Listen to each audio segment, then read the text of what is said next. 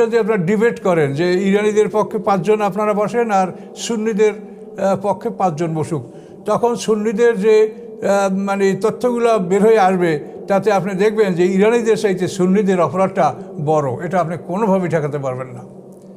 তার কারণ কোরআনের ডাইরেক্ট আয়াতের বিরোধিতা আপনি পাবেন সুন্নিদের মধ্যে, যেটা সূরায় দেখেন মায়েদার 11 নম্বর আয়াতে আল্লাহ বলছেন, লা তাত্তাখিযুল ইয়াহুদা ওয়ান নাসারা আউলিয়া, ইহুদি খ্রিস্টানদেরকে তোমরা বন্ধু হিসেবে গ্রহণ করবে না।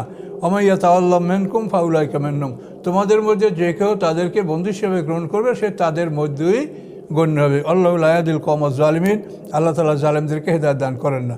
সূরা মায়েদার 11 নম্বর আয়াত। আচ্ছা, এরপরে দেখেন সূরা নাহলের 36 নম্বর আয়াতে আল্লাহ বলছেন, ওয়ালাকাদ বা'আসনা ফি কুল্লি উম্মাতিন রাসূলা আন ইউবুদুল্লাহ ওয়াজতানিবুত তাগুত। তো এখানে